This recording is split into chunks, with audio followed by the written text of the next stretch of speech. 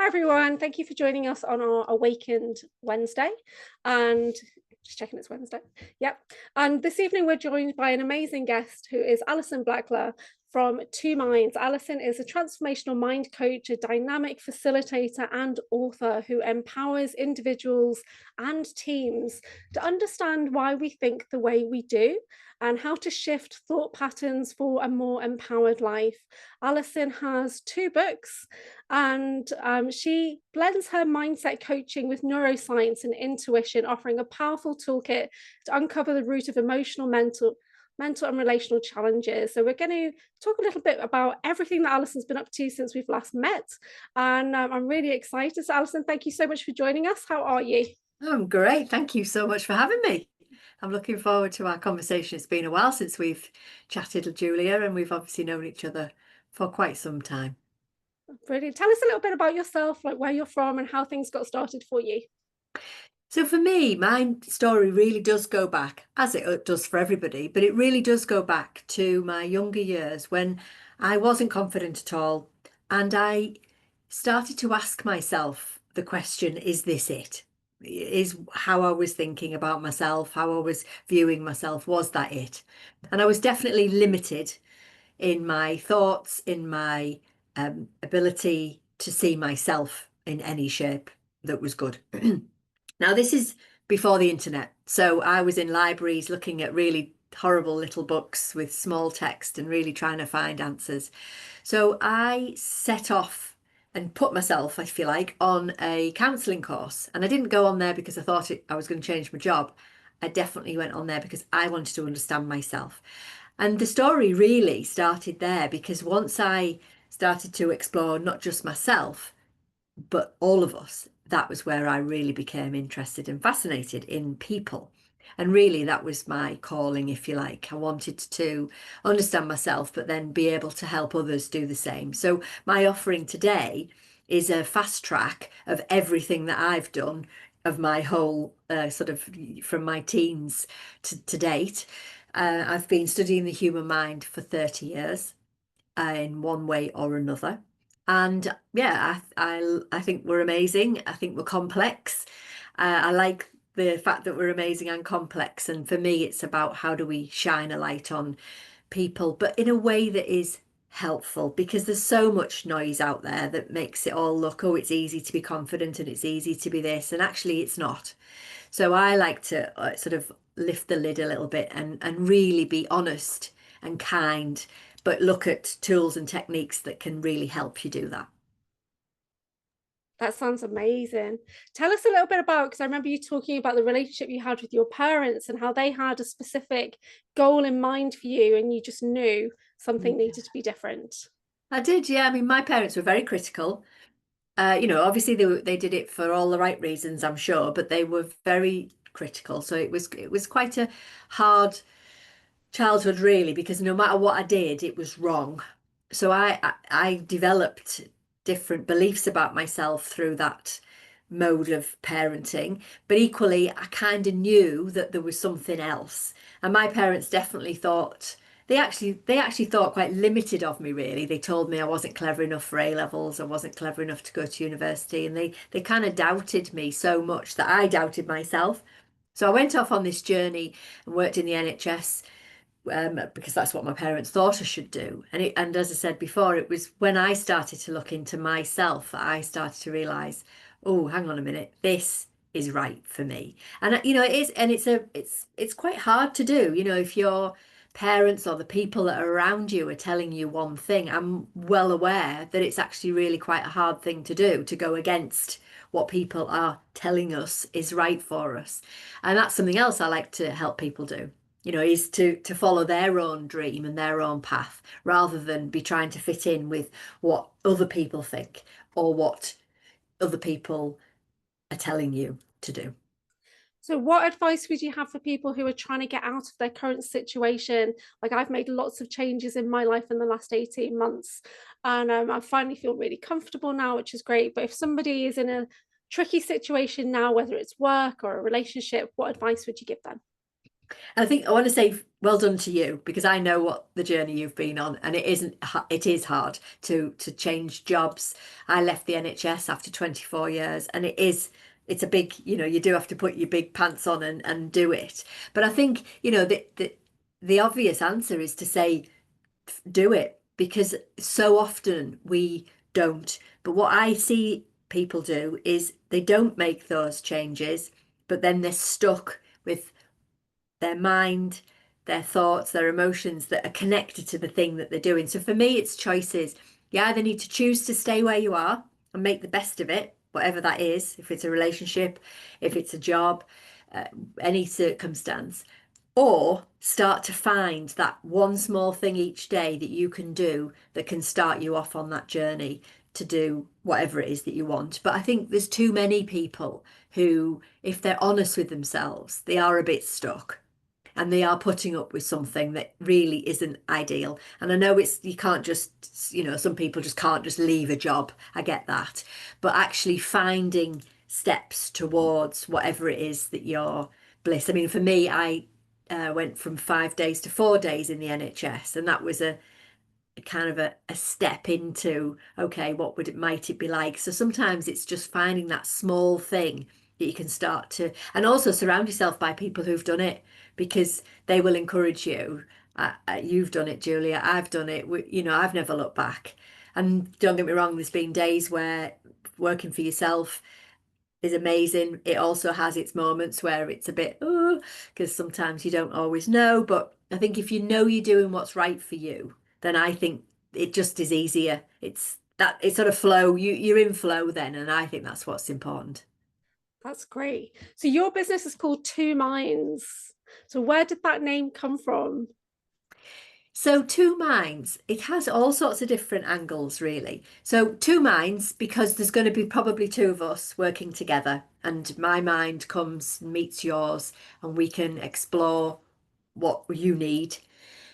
But I'm also working quite uniquely because of my therapy training, but also my different types of coaching and NLP training. I can help people with their unconscious minds as well as their conscious minds. So the 2MINDS is we're working with both of your conscious and your unconscious.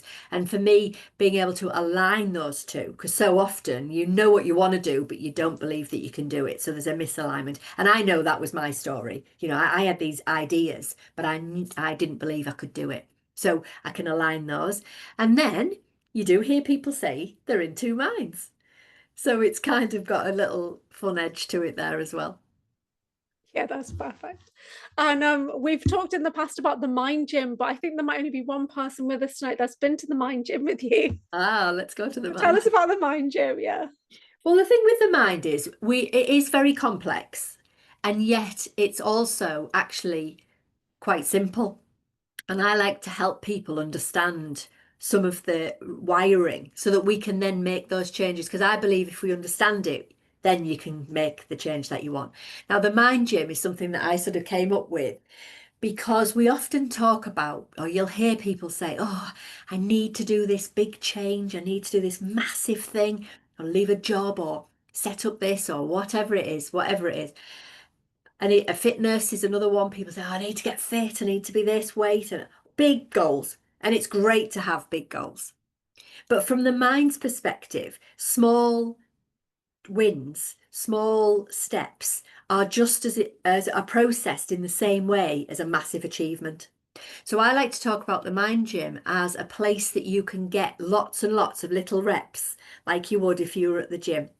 Yeah, so we don't get fit. If you want to get physically fit, you don't get fit doing one big thing. You go and you do repetitive work, or you go out to run, or you go walking, or whatever. And it's all lots of it, repetitive, and over a massive period of time.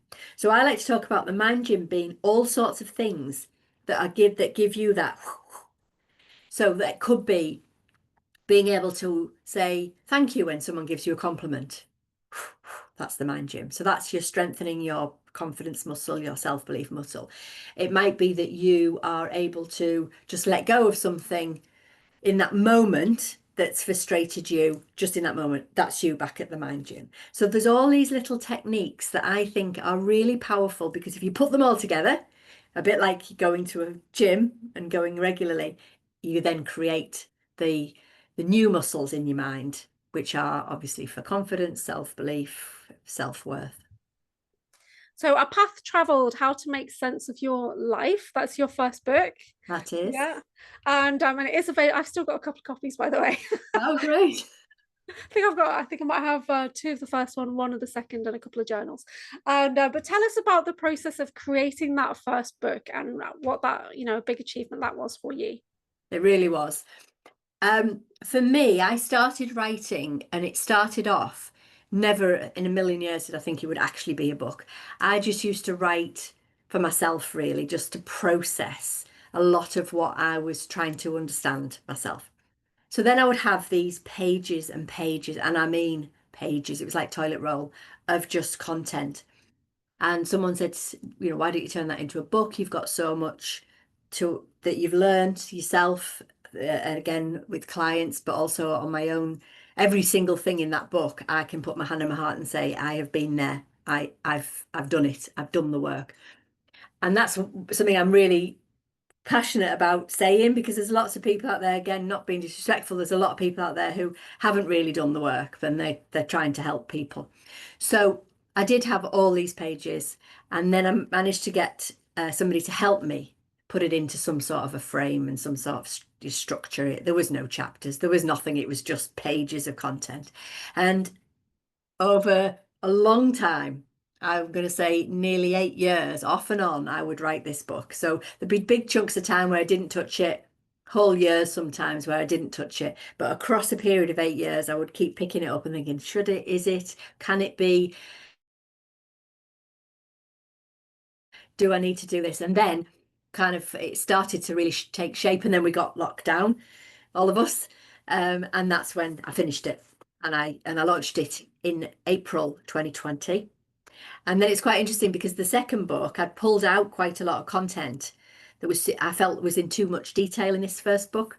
So I just chucked it in a Word document and never gave it a thought. And then when we got locked down the second time round, I thought, oh, I wonder. And I'd learned loads about how to write a book and how to structure it. So I ended up writing How to Make Sense of Relationships in about 7 months. So I went from 7 years to 7 months. That's incredible. That's so good.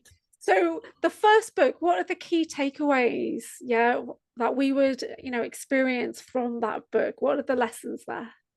So for me, it's a bit of a journey.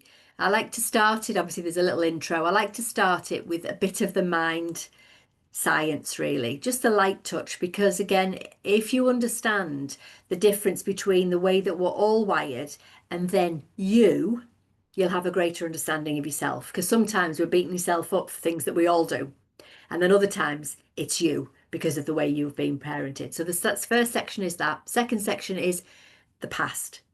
You've got to make sense and reframe your past. If you're still going around saying that this happened to me, this happened to me, we can respect it all, but we need to understand it. So there's a bit of a journey there, I think, for us to understand why. Because I think I might have said this already. If you understand why something is there, like, oh, that's why I do that thing. That's why I'm behaving that way. I think then you've got a much greater chance of being able to change it rather than trying to force yourself. Then it's got a big section on kind of what to expect. So all of the habits and behaviors and patterns that we all do. So people pleasing, comparing yourself to others, fearing rejection, all the things that we all do on some shape or other are all in there. And then it's packed at the end with strategies and approaches and things that you can do to make sense of your life or make sense of your relationship, depending on which one it is. That sounds really good. Got a little, it's Yeah, just a let's see. front cover, just in case anyone wants to see it. So with the second book, How to Make Sense of Relationships, you're exploring emotional layers in there and interactions. So are there patterns that create conflict and disconnect in relationships? Is there anything in particular that's quite, widespread? I mean, one of the things that I'm really pleased came out of that second book is, while it is a bit of a one-stop shop for relationships, so it's got starting a relationship and all the traps there. It's got when you get stuck in one, and it's got a chapter on ending a relationship. It's got a chapter on unhealthy relationships. But what I'm really pleased about is all the way through, really, what I'm saying is it's all about you. It's the relationship you've got with yourself. To be successful in a relationship, you've got to have that self stuff going on.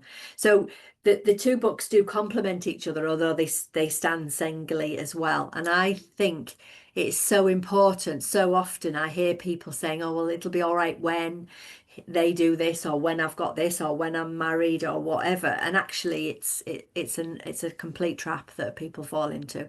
So really, a successful relationship, if you're looking for one, will come when you've got a good relationship with yourself. And do you think journaling is a big part of that kind of discovering? Because you've got your journal, Path Traveled, as well. Yeah, so the journal is not traditional journaling, as in people just having blank pieces of paper and just writing and letting. And some people love that. Some people love to just get a piece of paper and just start exploring how they're feeling today, what's gone on, and off they go. Some people absolutely hate that. They get stuck, they've got blank pink paper syndrome, they don't know what to do. So I've created a journal that is full of prompts. So it lasts for 3 months. It's a page a day. It's not a diary, so that if you miss a couple of days, it doesn't matter. You just move on.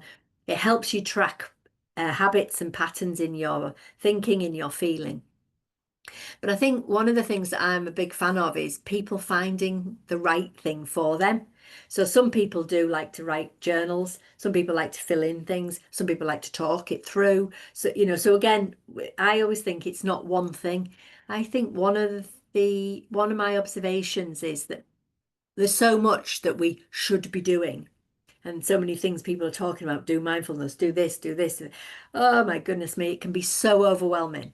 I advocate for people to find one thing, get that going, get the benefit from that, and then maybe add something else in, rather than just overwhelm yourself, because we just end up not succeeding in everything, and it's all a bit thin. I mean, I fall into this trap myself, so I'm saying it with a smile on my own face, really. But there are so many things we could be doing, and I think that in itself can be quite disabling almost. So there's quite a few people in our circle that have really stressful lives and jobs and high cortisol and menopause. And do you have clients like that? Definitely, yeah. Yeah. What kind of tips do you have for people in those situations? I mean, I think one of the things that people do, again, it's part of the way that we're wired, but some people do it more than others, is they are super hard on themselves. So they're struggling, with whatever, whether it's hormones, whether it's work-life balance, whether it's a stressful job, relationships, children, whatever it is, and then they're not kind. And I know it sounds so simple, but I always think some of the most powerful techniques are the simplest techniques that we often don't pay attention to.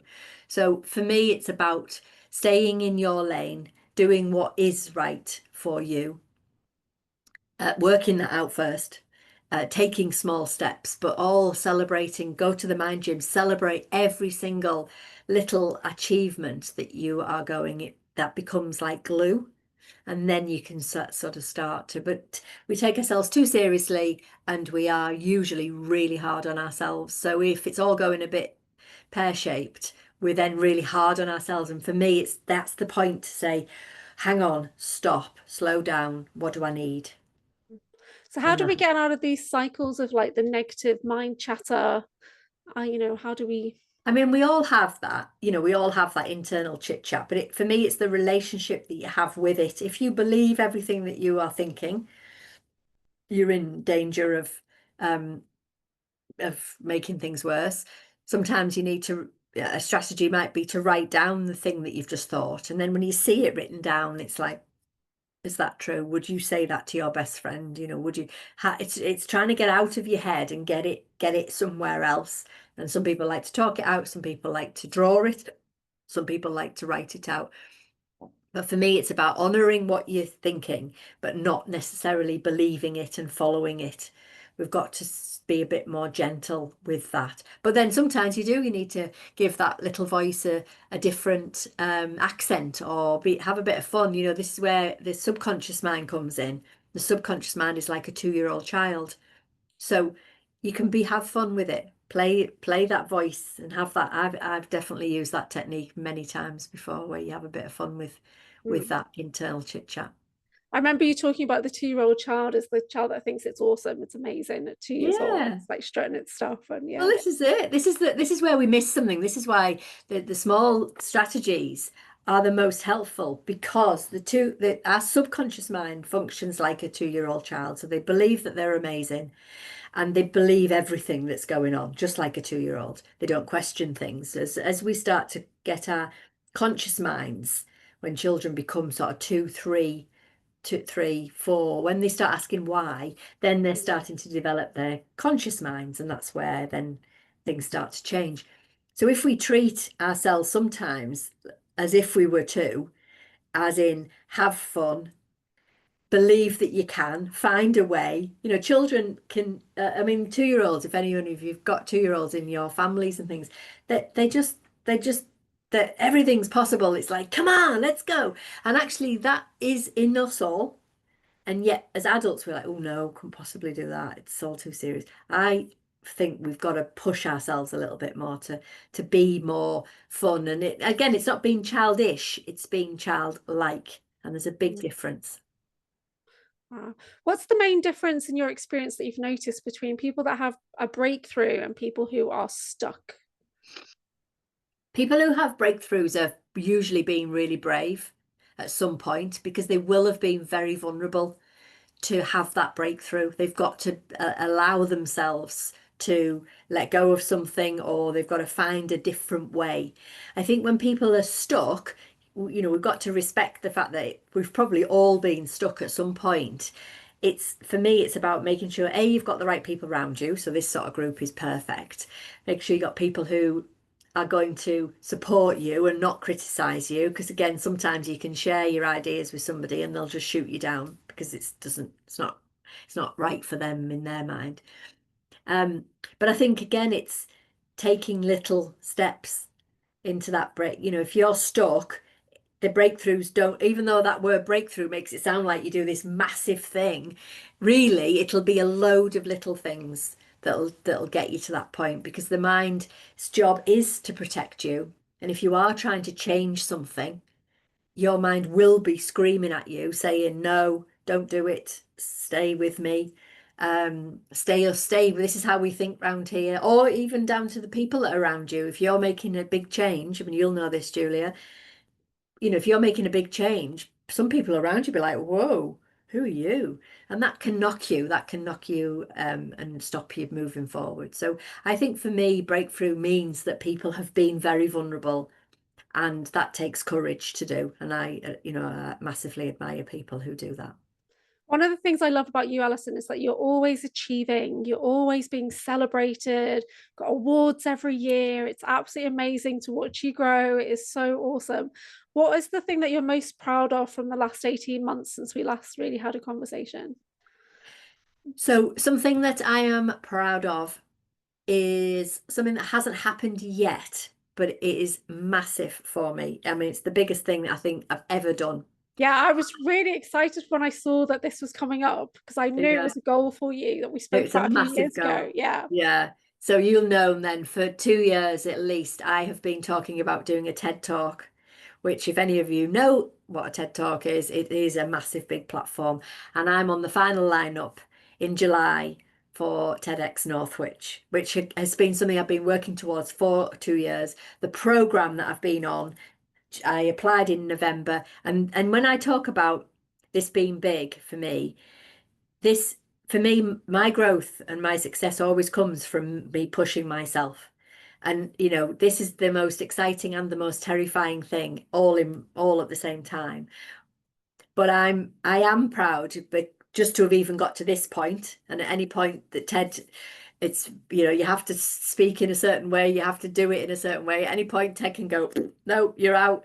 But just to have got to this point and to be on the program, which has been brutal, because they give you feedback on your talk, and it's like, Oh my goodness me, it is brutal. But I am here at this point. And when I look back, not just in the last 18 months, if I look back to my transformation and my journey, never in a million years would the original Alison have thought that I would be doing something like this. Yeah, I'm really proud of you, by the way, because I Oh, know that thank was a big thing when we spoke about it years ago. Because I was like, too shy to come on camera, and you're like saying, you've got to do this because this is what I'm working towards. And I think we've both come on like leaps and bounds in the last couple of years. Because I hit my goal recently of going on an American podcast, and I was really excited about it. Very nerve-wracking, but I did it, and I didn't think I'd be doing it this year. But I did, and I've been invited back on, so that's really awesome. So can we get a sneak peek of what your talk's going to be about? Are you allowed to share? Or... I am on Yeah. a place like this. I am, yes. So I'm going to be talking about the multi-generations within businesses. Because what I'm noticing is that there obviously has always been multiple generations working in a business. So you might work alongside a colleague who is in their 60s, and you might work along a colleague who's 19. But what I'm noticing is that the difference now with this next generation that are coming into the workplace, they are different. They're more different than any of us would have been. When I started work when I was 19, they're different to what I still followed the rules and saw authority as the leader and things. This next generation have had a different experience. They were in COVID in their early teens. So we need to be mindful of the judgments that we're all making. They're doing it as much as we're doing it. And I'm saying them and us, and that's the bit that almost we need to break down. So if any of you know anything about TEDx, it has to be an idea. The tagline is ideas worth sharing. So it's not that I'm standing there telling anybody. My idea is to be explored, to get people to think about what they're doing. So I'm sort of challenging the generational divide. It is a big topic actually, because you even see things on Instagram where they're kind of making fun of, in a way, these younger generation, or I have to come to work every day, and things like I know. that. Yeah. Yeah, it's like they've got completely different ideas of what respect is and things, because they're so sovereign. They're already sovereign. So Yeah. to them, no means no. If they don't like the idea, it's just a hard no. And we would never have dreamt to say Never, no to our parents or never our in a million boss years. at Exactly. all. But I think Yeah. this is where we've all got to. So for me, everybody has to consider where their growth might be, because if everybody, we can all learn off each other. The younger ones can learn off people who've been here before, but equally we can learn off them because Yeah. they're doing work-life balance differently. And I'm also seeing a lot of really burnt out people, and Yeah. they're not the young ones. Well, that's interesting. They're Yeah. they're not the young ones. So we need to look at this. And I believe that the future of work is dependent on us really looking at how we can all navigate Mm. and work together and get the best out of each other. So work smarter, not harder really applies to the new generation coming in. Because even when I worked in a corporate setting, everything had to make sense to me in my own strange brain that works a bit differently to everyone else around me. And if it didn't make sense, I just couldn't proceed any further. And Yeah. some people didn't understand that at all, because it's do as you're told. And I just couldn't sometimes, and my body would freeze. That's something else as well. I seem to have a demand avoidance. Have you had much experience with that? Like, Demand avoidance. yeah. So when When there's a people demand. expect something, I freeze. And Yeah. that's happened to me a lot in the last year. And I just couldn't proceed any further. Where do you think that comes from? Where does it come from? I'd have to ask you a few more questions for that. But I mean, sometimes we can create Mm, patterns that don't make sense as to why they're there. And then other times we can have a pattern that's like, oh, I know why that's there. If again, for me, it's about being curious mm, in terms of why it might be there without judgment. I mean, that's one of the things that my book helps you do is no judgment. No judgment on your parents, no judgment on the people that brought you up and all the experiences that you've had. However, we need to understand. It's like, yeah, I'm like that because this is what was said to me or done to me. yeah. If you had a core message for the world, for anybody listening on YouTube around the globe, what would it be? For me, it's about being real, be honest with yourself and be honest, if you are putting stuff out there, because I think we're becoming quite fatigued with bullshit. I'm allowed to say that. Um, there's a lot of stuff out there that's just rubbish. It's absolutely rubbish.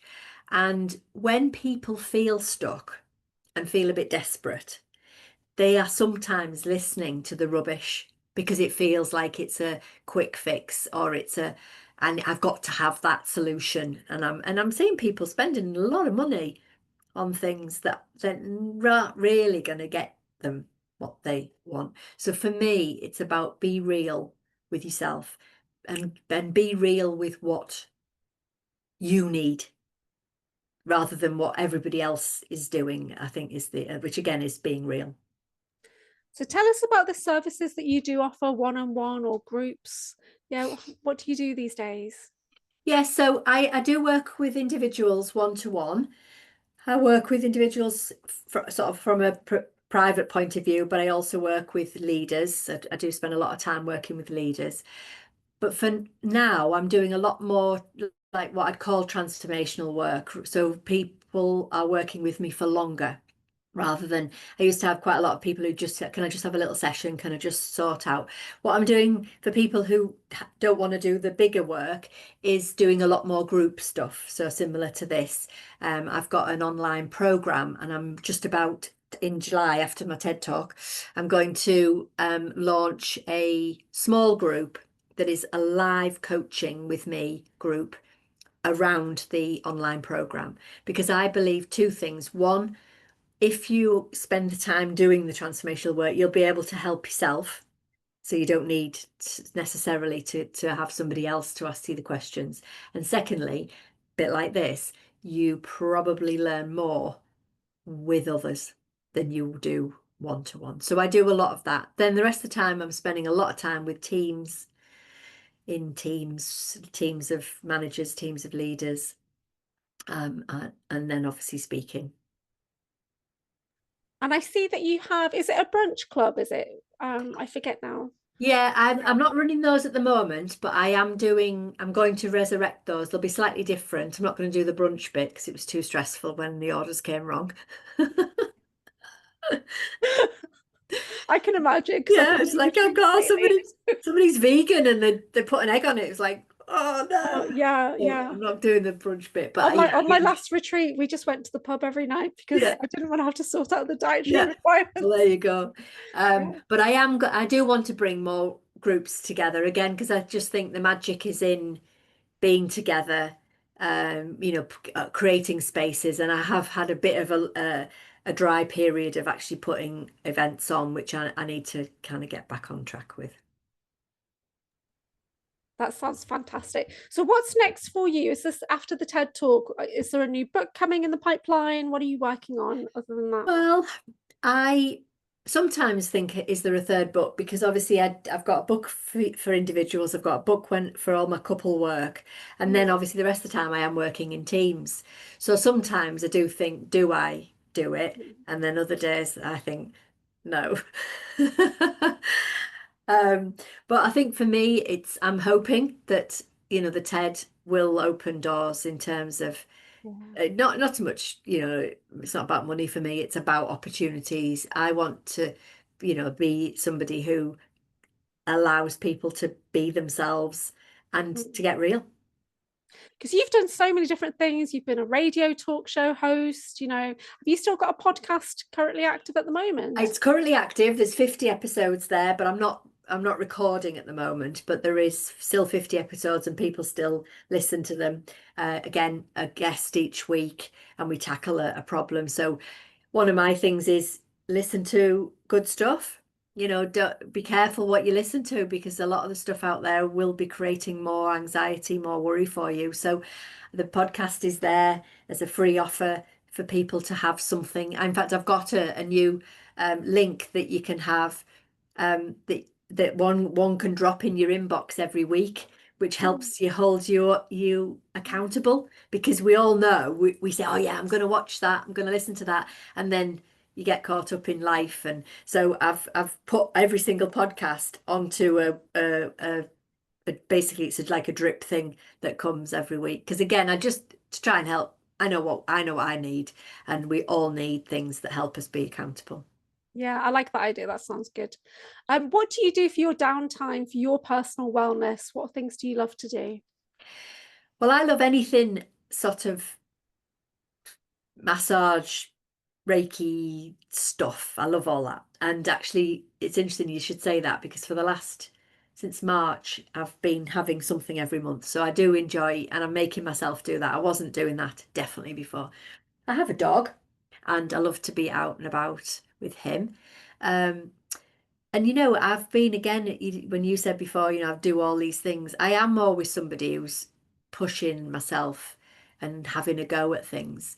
And I've had so many hobbies and tried so many things over the years. And actually, I can feel I don't know what it is yet, but I feel like I've got something different coming, but I don't know what it is yet. But I've done so many different hobbies and I've had a go at everything really.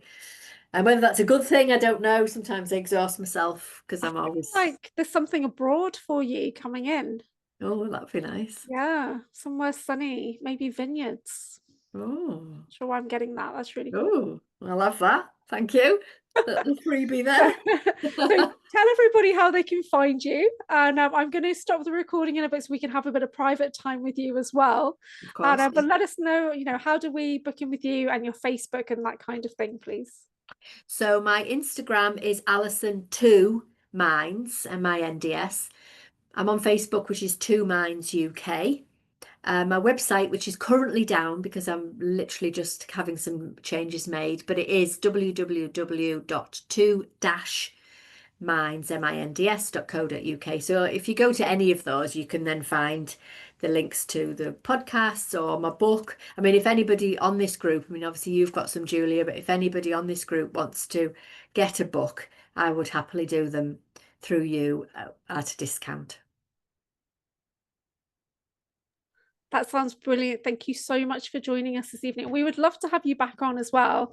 Let us know whenever you're available after your TED Talk so we can find out what that whole experience was like. That would be amazing. Oh, yeah, definitely. Well, if anybody's thinking of it, I can definitely fill in the gaps with what it's like. Yeah, I think that's going to be really scary, but amazing and exciting. Yeah. So Thank you thank you so so much. much.